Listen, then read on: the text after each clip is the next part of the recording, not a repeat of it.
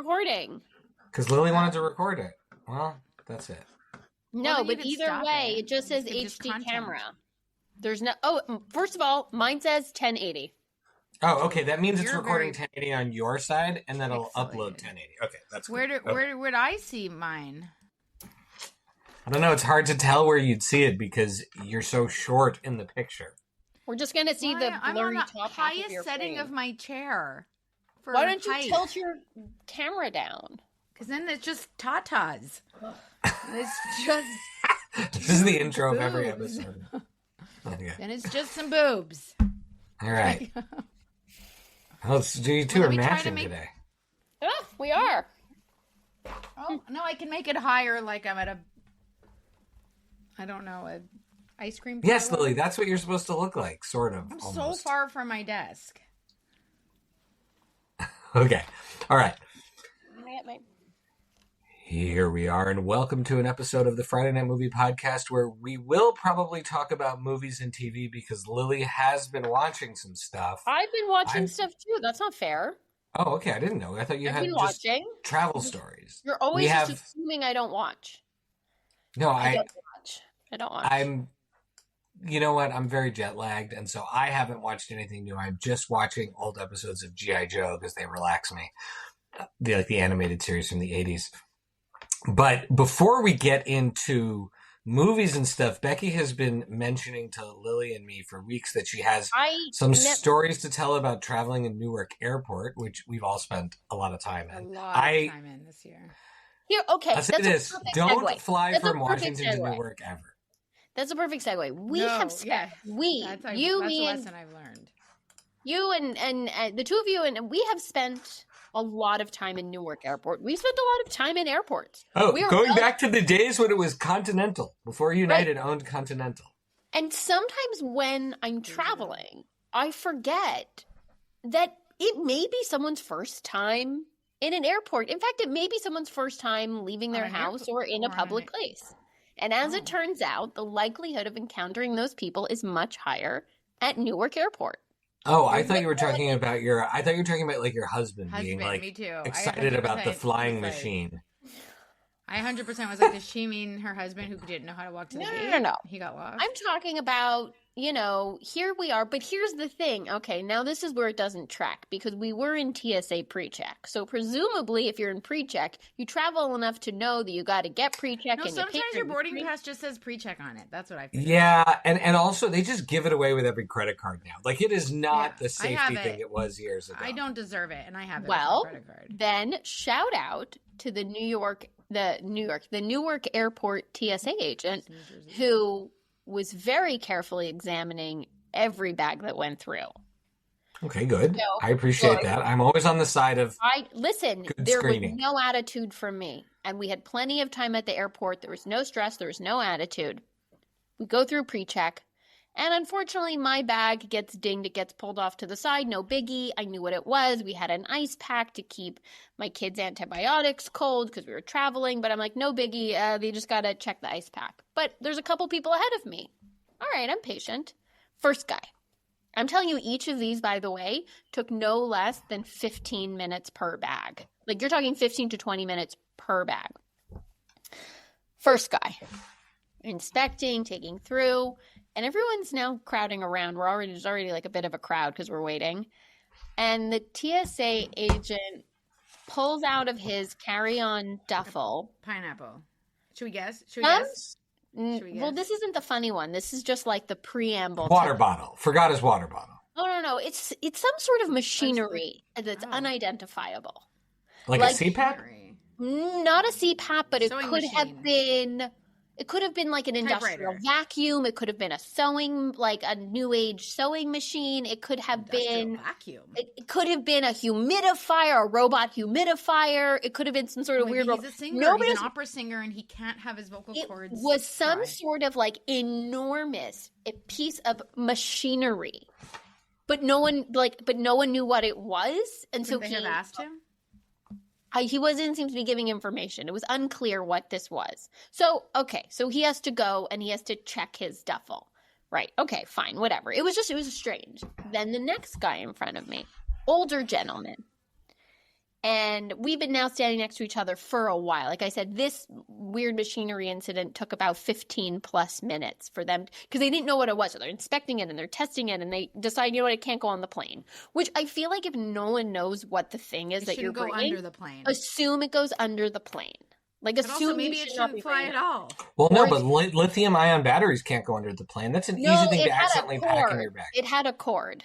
It had some sort of plug-in. So you're assuming this person knows the, not meteorological, electrical, the electricological. I don't know. Composition of this vacuum. Okay, now the next guy. This nice, very friendly older gentleman. Did they take the vacuum or they let him bring it on the plane? They put it. They made him check it. Oh, okay. They made him check it, which seemed to be the theme of this. So the next guy. And his bags, who's this? And the guy is like really taking his time to go through it. And just as he's about to go through it,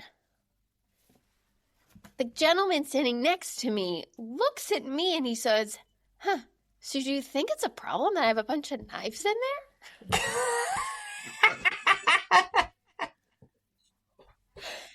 Was he joking? Like they don't let you take nail clippers. Like you can't take a nail scissors. 100% serious. Did you yell knives? No, I looked at him and I go, well, I guess can I get in front of you? What kind of knives they are? No, it doesn't. There is no depends of kind of knives unless it's maybe like a that is true. There are knife. pictures of like 4 different types of knives. Okay, so no. So like cutlery, I don't even think you can bring. So the TSA guy first goes to the outside pocket. There's like multiple pockets. He gives the outer one. He gently unclips it, looks inside and pulls out. Is there anything sharp in here? No, before pulls they out look at your bag? a full sealed water bottle. And the old man next to me goes, "Oh, it was the water bottle I forgot."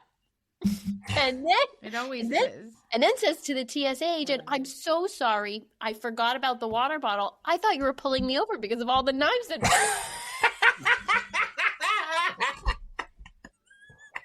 Well, that was the same guy. I thought the TSA agent's eyebrows were gonna like jump off his face. Like it was such like. What did he say about the knives? The TSA agent the eyebrows was the biggest reaction we got from him. And he very slowly takes out, and the man has like a packet of 25 serrated knives in his carry-on. And the TSA agent was like, nope, it's definitely the knives were the problem. But also the knives. But and then just went and the man checked his bag. And that was it. He just had to check his bag. But people are just checking knives and vacuums under the airplane. What I'm saying is that, I forget because we travel so much. That you're also the TSA pre should be revoked. First of all, the TSA, because now you're slowing everyone down. So you're getting TSA pre because you're supposed to be moving fast, but now I'm spending half an hour while we inspect 25 knives. But he's like, I took out my iPad. You don't have to take out your iPad. But you found the water bottle. He's like, I don't need the water. Keep the water bottle. Throw it out. But I'm just, anyways. So that was my Newark Airport. That's enough of my Newark Airport. That makes me think of that movie we saw with, was it Taron Egerton, where he plays the Bateman. I was thinking about that. Jason Bateman. Look, no one can thinking about that movie. I confuse the title of that movie with the title of the one at the concert with the one with the date and the cell phone, the drop, the drop, the luggage, trap, drop, and luggage. Carry on. No, it's carry on. Where did they come up with the names for these movies, guys? I think the point is that they're not coming up with names for the movies. Just the computer generator. They're just saying what it is, which is fine. I like to know what I'm getting into. Well, so I have a travel story that long overdue. I just want to tell everyone that obviously I survived my trip to Ohio and Kentucky to pick up a virtual pinball machine, which has now become my new obsession. And I want to just shout out to Jay Harris, the very nice man in Kentucky who has not only sold me his original machine that he built, but he has been coaching me through learning all of the ways of how because it's a hobby where you love a code. You paid this guy for his machine, and now he has to forever forever. We're buddies Talk now. on the phone with you about the machine We he tried to message get over. rid I of. haven't called him. We message each other. So he's going to text Facebook. you forever on Facebook on the pinball forum, or is this now private DMing? This is just DMing, but we're buddies now. He's been so generous and nice with me, and the hobby. Like this guy tried to get rid of his pinball. Now he's just coaching somebody. He doesn't even get to play it. He just has to. Well, no, he built his own incredible machine. I'm using his old one to learn how you do this stuff. Look, all I know is I played an X-Men game yesterday. It was amazing. But okay, I'm trying to understand, because isn't it always just trying to get the ball not to go in the flappies? Yeah, but all in the flappies. But like if there's flappies, and one is boom, they're the boom, boom. clickers. Right. But if you want it to go down the. They're called flippers, I think. I said flappies. I was close. Well, some of them have multiple flappers. Some of them have multiple flappers. But I mean the ones at the very bottom where you don't want it to go through. Yeah. But you also have to try to aim to hit certain things. Oh, so you're like trying to get like Wolverine's claws or something. Yeah. Like you got to every time you hit Wolverine, the machine talks to you. Oh. What does it say? It has speakers? But which other? Oh, but I thought it was 700 pinball games. Does it really make it? I thought your machine has like 700 different. No. It has a few hundred, but I'm adding them. That's just a few hundred. The fun part is Does me it really adding feel different, like playing one versus the other, playing like Ninja Turtles versus Speed? I'm not going to get into this, but yes, it depends on who designed past the flippers. But it depends on who designed it. And no, there's all this, anyways. Is this like an open source thing? Yeah. This is an amazing open source community. Let's just say people created a thing where for this X-Men game, you could have the normal backglass, or instead, while I'm playing, it reacts and plays clips from the animated TV show from the 90s. Okay. I was in Vegas. Or Jaws, the Jaws game, when you die, like blood comes on the screen and they show the shark eating someone. That's fun. When I was in Vegas like a week ago, we drove by the Pinball Hall of Fame. Like, wow! I took a picture for you. Or the names of famous pinball players. I did. You know what? We'll never know because I didn't go in. That was a real question. We'll never know. You can go. This all started. I didn't go in, but it has a humongous sign right, like at the very end of the strip. Well, I know what I'm doing next time. I'm in Vegas. I know. I was like, you went to the Sphere, but you missed the Pinball Hall of Fame. So, all right, let's talk about movies and TV and things people are watching. Well, I've been watching a travel-related show. Is it okay? No, you don't. I don't have to go first if I've been talking too much. I'm just saying. We're talking about travel. No, but like a travel show. No, I'm watching the new Tina Fey show, like called The Four Seasons, which is about a group of friends that go on these 4 different That's in trips. my big black category of stuff. I have to tell you, it's the worst show I've ever seen, and I'm so sorry for her. I think Will Forte is so funny. He is. Is the whole reason to watch. Oh, this is the couples traveling together. It's based on the Alan Alda film. It's based on a show you're gonna hate. He makes a cameo in the first episode or in the second episode. He's so heartwarming, and I think it's really. I think like at first it was hard. Like a little bit in the first episode, I found it hard to watch because I'm like, ugh, old married couples fighting. Ugh. Like that's not fun. But I honestly think Will Forte like anchors that show. He's so funny. He has me laughing so hard, and I've enjoyed what? It's got terrible reviews.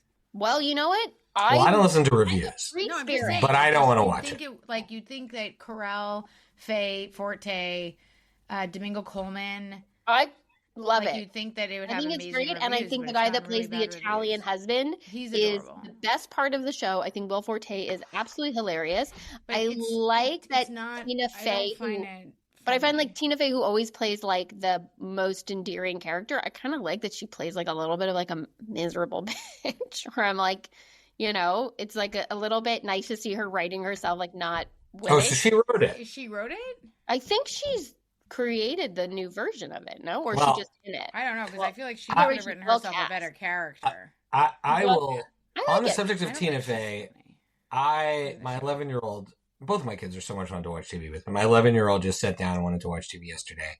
And she wanted something light. And so we popped on the 3rd season of Girls 5 Eva. And that's a Tina Fey special, right? That's a Tina Fey. Yeah. Yeah, I think she created that. Yeah. I freaking love that show. I never know if it's ever coming back. Like, is there going to be a fourth season? But I love that show. I find it so funny. I find it really relaxing. I was watching it with my It's a daughter. wild card. You never know if it's going to come back. And I'm laughing so hard because there are so many jokes in it that are not just jokes. They're musical jokes. Like, it's the style of the song in addition to the lyrics of the song and who's singing it. And they're just so damn funny. I have to correct myself. I said Domingo Coleman, but it's Coleman Domingo. I switched his name by accident. Everybody individually is such fantastic actors and are so funny. I think I find the subject matter generally just like miserable. It's just like no, because I watch it going, my complaining. marriage is so much better than these. Ugh, I don't know. I watched like 3 or 4 episodes and I was like, no, I don't think I can keep watching this. You didn't think the Costa Rica stuff was hilarious? Oh, Netflix canceled the series. Oh, Girls Five Eva? Yeah, a good run. I'm sorry. I think the Costa Rica thing was funny because it's the kind of place that you would make me go on vacation to. No, it's the kind of place your husband would make us go on vacation. That's like where he went on vacation. No one makes me go on vacation anywhere. We know, you were not included in that sentence, except for mom. And just mom to New Zealand. Shai, maybe I need to like keep watching it. But then I think that compounded with the bad reviews. I was like, oh, this is why people are not liking this show. I enjoyed it. I didn't overthink it. I really fun-yet it. Shai, my new policy, I don't think you know this. This would be like a big reveal. My new way of like organizing vacations with you is that I'm just sending you a bill. And I'll be like, this is what you're doing. Here's the bill. Oh, I've decided not to include you because you're just going to be for Bissida. So. Me? Yeah. Why? But I trust you to organize a vacation. That's right, you do. You organized maybe one of my all-time most influential vacations of all time this year when we went to Park City. Yeah. You've got carte blanche, Beck. But if you make me sleep in a van tent, oh my God, it's over. About it. I actually purposely did not bring it up when we mentioned Vegas. Just so you know, I did raise with my kids the idea of them spending a weekend with their aunt, and one of the nights them sleeping in a van tent. They had a lot of questions. They rioted. Their first thing was, did you say we would do it? And I was like, no, I'm not sure I want to take them, so it's fine. I was like, I'm not sure you want to take 2 little kids and 2 teenagers to sleep in a tent van. Some upcoming stories about me sleeping in a van, everyone. We'll leave that. It is a cool looking van, though. All right. Howard van. Lily, what are you watching? Does Becky have more? Is that it? Your show? I feel like I could do a round robin style. I don't need to monologue for 15 minutes. Who would like to go next? Okay, because I got a lot. But you know what? I'm going to make sure that no matter what you bring up, everything you say, I'm going to talk over it negatively about why I don't like it. I didn't talk over you. Let's play that tape back. Go. Okay. You're both wearing very similarly stripy shirts. That's my main observation today. The best thing I've seen in a long time, it's so good. This season is absolutely amazing. I even got my husband, I didn't convince him to watch it with me. He just sat down and got sucked into these incredible stories. Is Love on the Spectrum season 3 US version. It is so good. It's just pure joy. And I can't even communicate how amazing it is. So everybody should watch it. I tried to watch the first season of the US one, but I didn't like how they did it. So I didn't keep watching it. I watched the second. The second season is really good, and the third is so good. I'm gonna go quick then. Friends and Neighbors, the new John Hamm show, Amanda Peet, Olivia Munn. Oh, I could see people having same feelings about 4 Seasons, being like, why do I want to watch a show about miserable rich people? But I generally love shows about miserable rich people, so.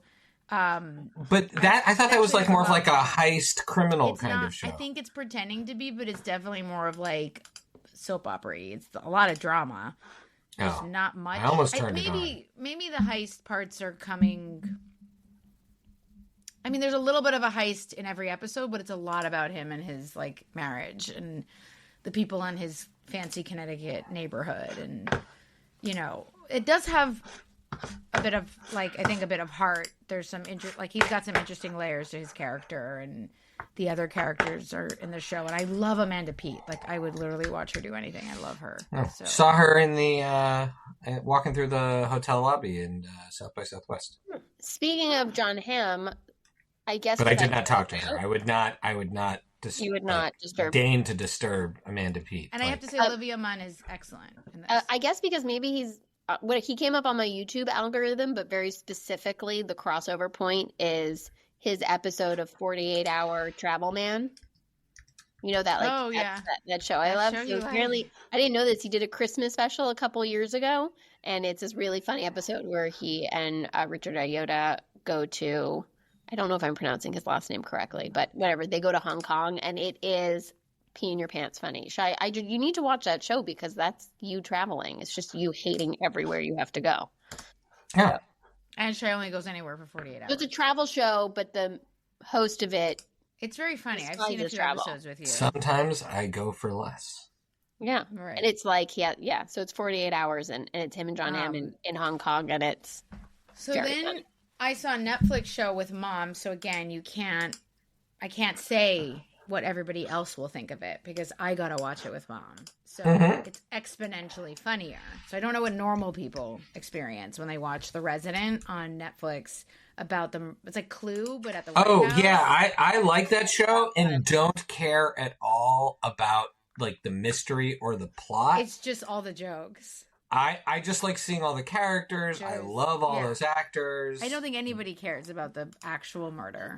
Speaking of a mom, my kids gave me the spoilers. I didn't even know who the character it doesn't matter. was that they said did it. Speaking of a mom show, can we? And I addressed this in our text in our group chat. There's just one thing about Running Point I really want to bring up on the podcast because you guys have already talked about Running Point. It's so adorable. It's like Kate Hudson doing a Ted Lasso, very endearing. But there's one thing where whatever, yada, yada, yada. One thing I want to bring up. I really feel like when I watch that show, I can hear the creators or the producers or someone or the wardrobe department going, I just feel like the costumes should be a character. Well, they're part of a character. Her wardrobe is funny. No.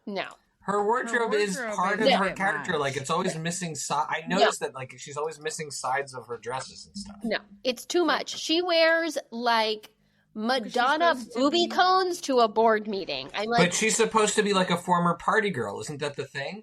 No, but she's been working in, like, the charity part. She didn't come from being a party girl to this. She's been, like, a refined, respectable person, part of the community for many years now. A white turtleneck with a leather vest. There's just certain things where it's like selling sunset level costumes where it's like detracting from your too blurry. It's a selling sunset level where it just stops making sense. Where you're like, you cannot work in those clothes. I don't believe you're able to perform a job and be in that outfit at the same time. So that's. I guess you could work in a white turtleneck and a leather vest. But that's her character. Thoroughly enjoyed it. I can tell you that's not my issue. Like that, I don't have any issue with that part of it. I'm not saying I have an issue. I'm just saying it's memorable. The issue is we're talking about it. If Lev Levinson is not based on a real person, why did they name him that? Because they were Although I've heard some people say he's like a nice guy. Is he a good guy in the show? He's a great character. It's a great character. He's a wonderful character. He's like a really he's a really great character. And I think it's a very cute show. No, I enjoyed watching it. I just wanted to point that out, that I was imagining people going, these costumes should be a character. So then I saw a movie that I think comes with on a Prime. It might be on Prime. Shai, why is your clicking so loudly? What are you clicking? I'm not clicking. The people who listen to the like my mouse. Is your mouse? Becky can hear it. It sounds like I can hear the clicking. I just don't know. I'm producing over here. I know, but it sounds like you're playing pinball in the background. Click, click. I do wonder if people can hear the clicking. But like they couldn't hear. We were on a call earlier, Becky, and we couldn't hear the drill in the back of you. But that's There was Zoom. literally This is a Riverside drill like Social. 5 feet from Who me. knows what's happening on this studio? Except. Zoom has got I got a lot like locking down on all the outside noises. Really? So I saw. Which would, by the way, that would be kind of a cool plot for a movie. Is that because of Zoom's noise repression, you don't hear, but you see something, but you don't hear, and you don't know what the person said. And then that's part of the mystery, like who's behind the murder. We should write movies. Are we just pitching movies to each other on this Okay. podcast? So drop speaking two. of Zoom. Speaking of But like, badly that's written it. movies, No, now they're going to steal the idea. I have to cut this from the show. I thought I found like a found money, and somehow Jose liked it, but My God, you've been talking about shows for so long. How many things did you watch? I guess you got COVID. I had COVID, so again for my the 17th time, so I had time to watch stuff. Killer Heat. Oh, which one's that? Oh, that was on my list, but I don't know Joseph, why. Remind me which one that is. It's Yeah. a modern noir. I Joseph love Joseph Gordon-Levitt, Gordon-Levitt in a Shailene noir. Woodley, Oh, and then the guy from the I Red had that Wedding. downloaded for the longest time, but never watched it. Was it good? The guy from the Red Wedding? The guy that's like plays the guy in Game of Thrones that dies at the Red Wedding. The brother? Oh, Yeah. the Rob Stark, Yes. whose Rob name Okay, yeah. Madsen. that Richard Madden. Madden. Did I make that up? Oh, good job. Madden. No, that's it. It's definitely something like that. Something like that. Something like that. Him and then I like him. Woodley He's great. And Joseph Gordon-Levitt. I'm not sure it needed to be a modern noir where Joseph Gordon-Levitt is narrating the whole thing, like on a dark, stormy night, hitting the bottle. Like, I don't know if it needed that, but it's a cool sort of like, you've got nothing else to watch and you're curious to like. But sometimes you're in the mood for a noir. Sometimes Yeah, the slow burn of a noir is just sometimes it hits. Like I think that we were just interested in like a murder mystery, and it's maybe takes itself a little bit too seriously. I think like the narration is not good for it, but it's like a murder or there's a death of this very rich family on Crete, this Greek family, and it's supposedly it was an accidental death. Someone hires Gordon-Levitt as the PI. Becky's just nodding off while you're. I'm like, I've already fallen asleep during this movie. I'm very sure. I had it on my list though. I remember seeing it because it's on my list of movies. I had it on my So I would list. say there's 2 twists. I'm very impressed with myself for guessing the first one almost very quickly, but I guess for people who guess it quickly, there is a second twist. A twist on a twist, as they call it. A twist on a twist. So Twisty, as they but I'm say. not good at guessing movies. So, but yeah, I think like if you're into like a detective-y kind of noir, sure, why not? Do you know what I watched with my daughter that I think aged better? Like I like it more now than I did the first time I saw it. Like I think I'm going to upgrade it in my Letterboxd. Pop Star, Never Stop, Never Stopping. Oh, that's so great. What do you That's a mean? great movie. This is an What kind of amazing stars movie. did it get? Why does it need to be It's upgraded? so good. I don't know, but it was so much funnier How old this is it that time. we're talking about it aging? I feel like it just came out like That 5 years movie, ago. Pop Star, Never Stop. It's So how many almost stars did you give it? it's almost 10 years old. Oh How my much God, did you it's give so it? old. I'm not telling you what I did give it, but I moved it up to 3, Wow. I think which is solid. that's a which is great solid. Up to 3.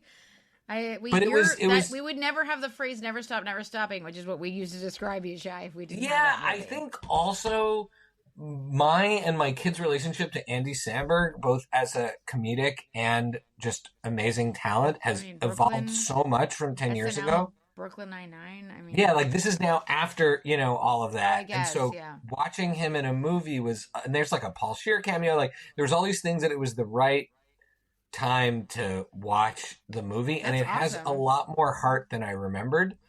And anyway, and that's another one like Girls Five Eva. The musical jokes in it are so damn funny. I gotta give that another So watch. that's like feel good. It's a little long. I think it felt 2 hours long. I don't know if it is 2 hours long, but it definitely. Oh no, it's 86 minutes long, but it felt 2 hours long. I watched with my kids. I watched The Sandlot, which has been my dream. Oh, I tried to watch it with my kids when they were too young, and they got upset. No, I think I hit like right. The Asher was like maybe a little too small, but perfect age for my 9-year-old, and like that was like a sweet spot of him. But he also was like, "What is this game you call baseball?" Because like interesting. Is this made up for the movie? And I was like, you know, no context. Kids are so foreign. It's not, but we had a great time watching it. And there's some stuff that's like not appropriate, like, that doesn't age well for the movie, but it's from the '60s, right? It's supposed to be '62. Like, Well, when the kid with the glasses kisses kiss someone without their permission in the '60s. Right. I was like, guys, it was a good opening to have a conversation about consent. And what year did that movie come out? It's supposed to be mid-90s. It came out. I think it's after. I'm just placing it after Mighty Ducks, so I want to say 93, 94. 93. Okay, so it came out in 93. I'm good at this game. 93, you got it. Out in 93, about 62. About when? About 62. So that would be if a movie came out now about the 90s. 95. Yeah. So it's a movie from 30 years ago. It would be like a movie about the 90s, yeah. Yeah. Which is what we're seeing now, which is this conversation. I just saw Dazed and Confused is 2006. Right. Right. So where were we having this conversation? I was having this conversation just recently that when I saw Dazed and Confused, I watched it with Mom after school one day. Like I rented it on the way home from school and Mom and I watched it together. And Mom, it was whatever with Mom. And Mom's reaction was... No, I just meant like after school. Like that's a bold move. I did that all the time. And she... And I remember her reaction being like, this is just a 90s photocopy of the 70s, but this, like, she was like, it's in the 70s, but it's a 90s movie. To us, it's the most authentic portrayal of the 70s. Right. And so my analogy is that for Mom, American Graffiti is the better movie because it was made in the 70s by someone looking back at the time when she was a kid. When she was a kid. So it's sort of like, the thing that's authentically made in your time is not the same thing as, right? Because watching a movie in the 70s about the 70s are like really interesting, slow movies, but they're not, they don't feel like someone making a 90s movie about the 70s, even though that's like a quintessential 70s movies. For Mom's just like, this is just a 90s movie. Like this might as well be Reality Bites to her. Like she's like, there's no connection between it and her growing up. Fascinating. Has anyone been watching Gemstones? I'm behind on everything because my wife and I have been traveling, and I saw the series. We watched the series finale, so when you catch up, let me know. I think this was definitely the best season. And Becky and I both watched Mickey 17. Oh, how was that? We both really liked it. I liked it a lot. Can I watch it with my kids? Vlad felt so. Yeah, I don't know. They might be bored. It's a bit long. I think they'll be a bit. I thought Vlad would love it. No, he wasn't crazy into it, but I really loved it, and I think the most compelling part is that Pattinson's so good. So good in it. Like Pattinson is great in everything. It's unbelievable. I think because he did all the Twilight movies, I'm still blown away every time I see him, and I'm like, this guy is so good. He was excellent in this. He was really, and he has to do really just good. These slightly different versions of himself in this. Like each Mickey is just like, that's so cool. But it's just and you could hardly tell them apart. But yeah, good for him. I'm always rooting for that guy because I think it's pretty amazing. I mean, I feel similarly about Radcliffe, who I think is just one of the most amazing actors. Yeah, I guess that Tri-Wizard tournament really knew what they were. Yeah, but these guys could be just doing that for the rest of their lives, and they have consistently made some bold moves, and they've taken good stuff, right? Like if I think about. Yeah. Charlie Hunnam, who I love Charlie Hunnam as an actor, but he takes the King Arthur movie and these things where people are just like, that's the thing you could have been in anything, and that's the thing you're in. Right, and I feel like Radcliffe had even a higher mountain to climb because he didn't make 3 or 4 Twilight movies. He made 8 or 9 of those Potter movies. So yeah, and he was as a little kid. Right, yeah. Right. That's true. Pattinson's in one. An adult, and he was in a few movies, but Twilight was a huge thing. But he's just so. I mean, Twilight I find not good. He's so much better than any of them. Yeah, he's so good. And he's the best part of that movie, of Mickey. There's a show with Radcliffe that I haven't finished the first season of, but I think is so funny. It's very much in that The Good Place kind of humor, like existential comedy. Miracle Workers. Have you seen that? Yeah. Mm-hmm. He's so good in it. He's so good. I haven't seen it, but I've heard of it. I think Mom. I jump in and out of it over time. About Mickey 17, like it's a guy who made Parasite, so I'm a huge fan, and I think that it's just nice to see something different. It was different. Yeah, than, that's how I felt. Just something like, you know what? Weird and different with great actors and like a lot of, the metaphors are pretty obvious. It's like nothing too, but I think that's part of it. I don't think, the metaphors are very obvious and it's just done in a different way. I don't understand what the sauces are meant to represent. Wait, I haven't seen it yet. Okay, well, when you see it, is that a spoiler? No, Tony Collette's character really likes making sauces and eating exotic sauces, and I'm sure. I think like ultimately what she tries to make the sauce out of, I think, is maybe the point. No, but I think it's. Did she try to make it out of Robert Pattinson? She could if she would have had the chance. I'm sure she would. That's what she makes it out of? No, I can't. Anyways, I think it's like something to do with her. Okay, don't give that away. Fancy people eat sauces. It's like a lot about. I'm very fancy. Race I and don't class like and wealth and politics and interplanetary. I don't know. Expansion. And then just like ethics. What? And then like ethics, like human science ethics, like the ethics of, just cloning and all that. Anyway, it's great. I liked it. Very cool. But weird. And I don't think it will be a fun watch with your kids. No, I don't think so. It's not like a typical narrative. It's not like Multiplicity. Which I then watched with my kids. Which I love and I can watch 1,000 times over. You watched Multiplicity with your kids? Yes. And Asher was like, "What is this garbage?" Yeah. I watched it with my kids. They didn't fully get it, but like as a parent, I loved that movie as a kid. In preparation for Karate Kid Legends, I did show my kids. They've seen the original. I got to get on the Karate and Kid. We just watched the Jackie Chan. How was it? Did they like it? That's a good one. And Jaden Smith one. Yeah, no, they loved it. They loved it. That one's a very good movie. They watched the original one first. The Ralph Macchio one first, and I think that one they still like better, but they thought the Jaden Smith one was very exciting. But I'm ready to do. Amiri, to her credit, so in the Jackie Chan Karate Kid one, they're in China, not Japan, right? They're in China, right. And he's learning. And there's no karate in it. No karate. He's learning kung fu, and the movie ends, and Miri goes, "Mom, why did they just call it Kung Fu Kid?" And I'm like, very good observation. He's learning karate in that? No, he's learning Kung Fu because that's what Jackie Chan is.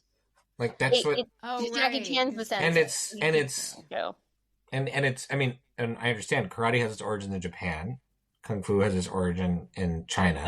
It takes place in China. They just were like the Karate Kid. It was just a brand thing. It's a brand thing, and but she also, again noticed that she's like, so it's basically the exact same movie, but in. Do you know what you have to show?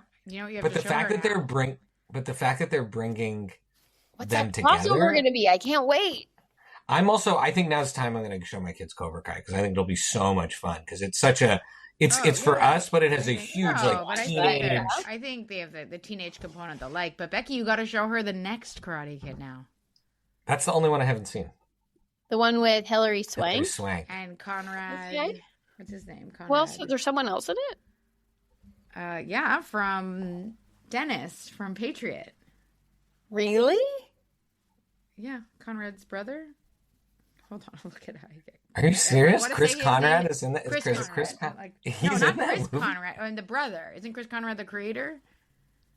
Hold on. No, I think he's the actor. The one who plays Dennis. Yeah, Dennis. That guy's an incredible actor. Oh my God. He's in it as like a kid. Chris Conrad. Yeah, Chris Conrad's the actor. Steve Conrad is his brother who created the show. Yeah, those guys are geniuses. Like I wonder what they're up to. He plays like the boyfriend. Oh, wow. No. By the way, rewatch Patriot anytime you get a chance. That movie, that show is so good. Perfect. Mm-hmm. Perfect. Okay, well, this has been fun. I got to All right. We'll catch you guys later. Good I times. think Love we've you. given a lot of people what to watch. Yeah. Love you. All right. Bye. Love you. Bye. All right. Okay. I gotta go. I gotta pick up Miri and buy a van. Okay. Bye bye. Bye.